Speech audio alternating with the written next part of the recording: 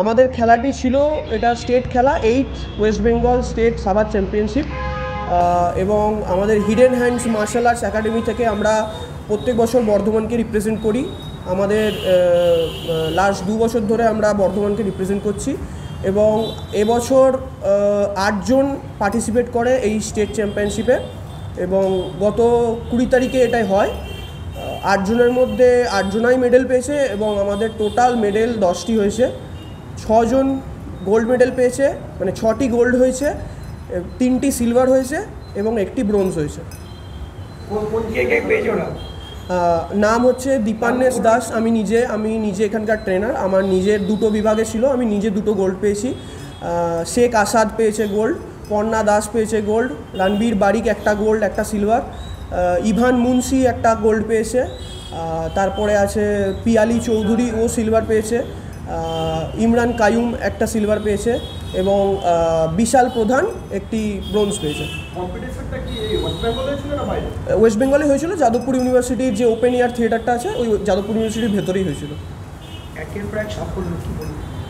দেখুন, জিনিসটা হচ্ছে যে আমরা জানি যে আমাদের বেঙ্গলে বলুন বা ইন্ডিয়াতে বলুন, মানে কিছু গুটি কটা খেলাকেই বেশি প্রাধান্য দেওয়া হয় বা প্রাধান্য পেয়ে থাকে তাদের মেন স্ট্রিম ব্রডকাস্টিংয়ের জন্যে বা ইয়ের জন্যে। তো কিন্তু আমাদের যেই কিকবক্সিং বলুন, সাবাদ বলুন, এগুলো যে এরকমভাবে এগোচ্ছে লাস্ট কয়েক বছর ধরে, সেটা পরিষ্কার বোঝা যাচ্ছে যে আমাদের সাধারণ মানুষ বা বাচ্চাদের মধ্যে, ইয়াংস্টারদের মধ্যে এই জিনিসটা, MMA এইসব জিনিসের চলটা বাড়ছে। তো এই জিনিসটা আশা করছি পরবর্তীকালে এরকম একটা জায়গা নেবে যেখানে এখান থেকে কেরিয়ার বানানোর একটা জায়গা তৈরি হবে। না, এখনও অবধি পাইনি, তবে কিছু কিছু বেসরকারি সংস্থা আমাদেরকে সাহায্য করেছেন। যেমন আগের বছর এশিয়ান খেলাতে পুরোপুরি পাইনি বলেও ভুল হবে, রাজ্য সরকার থেকে স্থানীয় কাউন্সিলর মনে হয় অনাম মুখার্জি, ও এশিয়ান খেলতে গেছিলো, তো ওকে কিছু আর্থিক সাহায্য করেছিলেন। আমাদের সবকটা ডিস্ট্রিক্ট যারা আছে, তো টোটাল সব ডিস্ট্রিক্টই এই 8 স্টেট চ্যাম্পিয়নশিপটা এসেছিলো এবং সেখানে আমাদের ধরুন যে বড় বড় টিম আছে, নর্থ 24 পরগনা, মুর্শিদাবাদ, কলকাতা, হাওড়া, বর্ধমান, নদিয়া, তারপরে বহরমপুর থেকে এসছে, তারপরে এদিকে আপনার দক্ষিণ দিনাজপুর, আরও যারা বিভিন্ন ডিস্ট্রিক্ট থেকে এসছে। তো মোটামুটি এক একজনাকে 2-3টে করে ফাইট করতে হয়েছে। তারপরে তার উঠেছে বিশালের অনেক কটা ফাইট ছিল, প্রায় 10টা-12টা ওদের ক্যাটাগরি ছিল। তো ও ফাইট করে সেমিফাইনালে উঠে ওখানে ও ব্রোঞ্জ পেয়েছে। বাকি আরও যারা গোল্ড পেয়েছে তাদেরকে 1-2 করে ফাইট করতে হয়েছে, 3-4টে এরকম অনেকজনের ফাইট হয়েছে। হ্যাঁ, আমাদের যারা এখানে মেডেলিস্ট পেয়েছে তাদের মধ্যে কিছুজন যাবে ন্যাশনাল। আমাদের 5, 6, 7 ন্যাশনাল আছে অক্টোবরে, 5, 6, 7 চণ্ডীগড়ে মোস্ট প্রবাবলি হবে। তো আমরা হিডেন হ্যান্ডস থেকে আমরা যাব।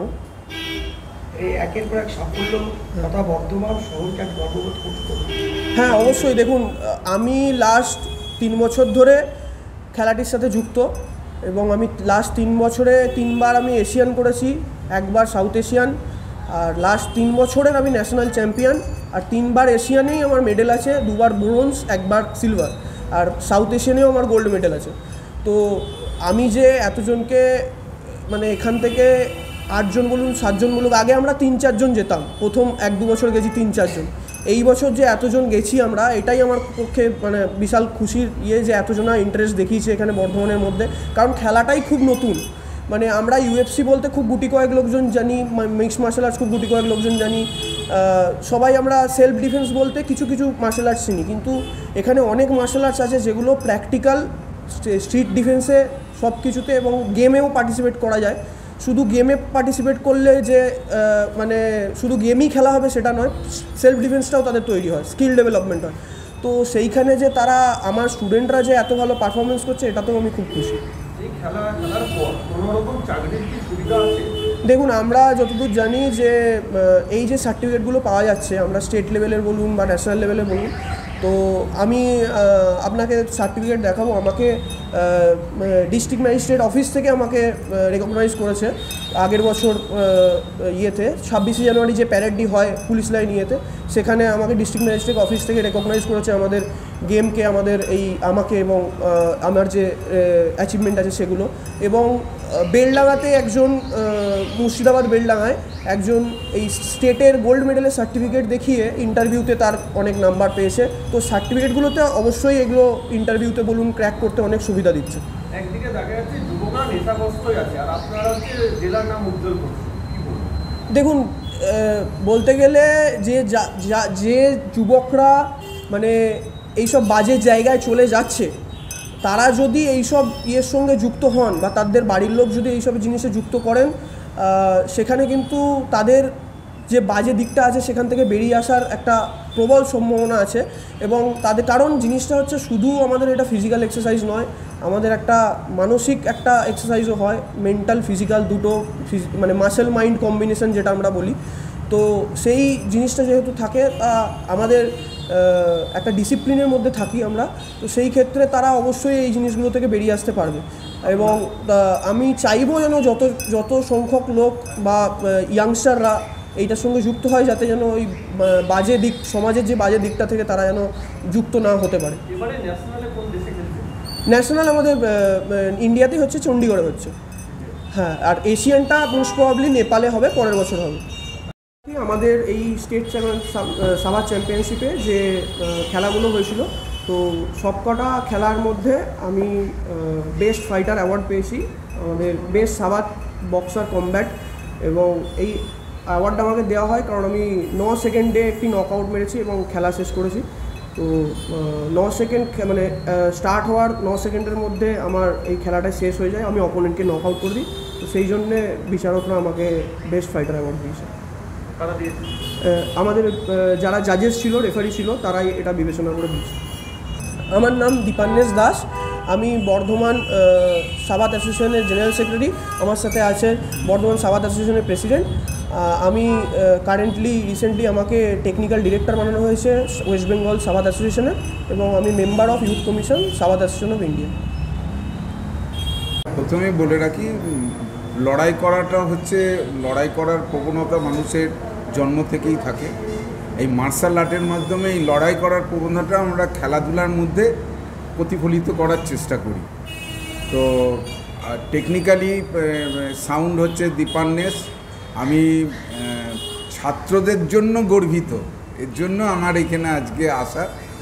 এখানে আমাদের দুজন ছাত্র আছে আমার দ্বারা সরাসরি ছাত্র, এক দীপান্বেশ আর পেছনে দাঁড়িয়ে আছে আশাদ। ন্যাচারালি এরা কিন্তু অ্যাথলেট। দীপান্বেশ জেলা স্তরে 100 মিটারে 3rd পজিশন পেয়েছিল এবং সুনামের সাথে স্কুল লেভেলে ফুটবলটা খেলেছে। আশাদও তাই, অ্যাথলেট এবং তারা আবার ফুটবল খেলোয়াড়। তো স্বাভাবিকভাবে বোঝা যাচ্ছে যে যারা এই মার্শাল আর্টে আসবে, তারা শুধু এই মার্শাল আর্টের মধ্যেই সীমাবদ্ধ থাকবে না, তারা অন্যান্য খেলাতেও পারদর্শী হবে।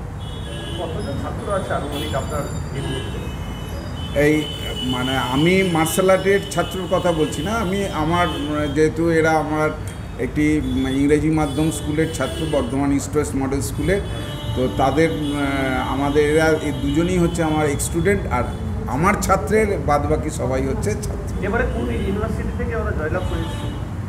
না, ইউনিভার্সিটিতে এখনো এই খেলাটা এখনো ইনক্লুড করা হয়নি। না, কোন ভেন্যুটা জিজ্ঞেস করছি? না, ভেন্যুটা হয়েছে, কিন্তু ইউনিভার্সিটি লেভেলেও এখনো এই খেলাটাকে ইনক্লুড করা হয়নি।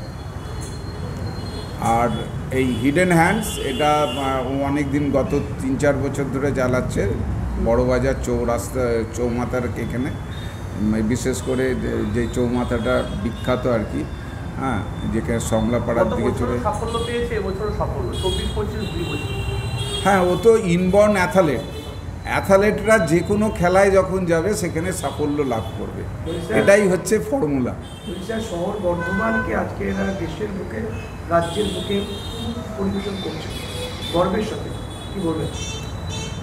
দেখুন, এই জায়গায় দাঁড়িয়ে এখন একটু আগেই একটা আলোচনা হলো যে যুবকরা অন্যদিকে ডাইভার্ট হয়ে যাচ্ছে। তো সেক্ষেত্রে খেলাধুলাটা একটা হচ্ছে পজিটিভ মাধ্যম, যেখানে আমরা তাদেরকে মূল স্রোতে ফিরিয়ে নিয়ে আসতে পারবে। এবং যে কোনো খেলাধুলাতেই আপনি যদি নিবিড়ভাবে অনুশীলন করেন, নিষ্ঠার সাথে প্র্যাকটিস করেন, তাহলে তার সাফল্যই আসবে। এবং তারই উদাহরণ হচ্ছে দীপান্বেশ দাস। আপনার নাম পরিচয়? আমার নাম শিবরুদ্র, আমি এই সাবাতে বর্ধমান যে অ্যাসোসিয়েশন আছে তার প্রেসিডেন্ট।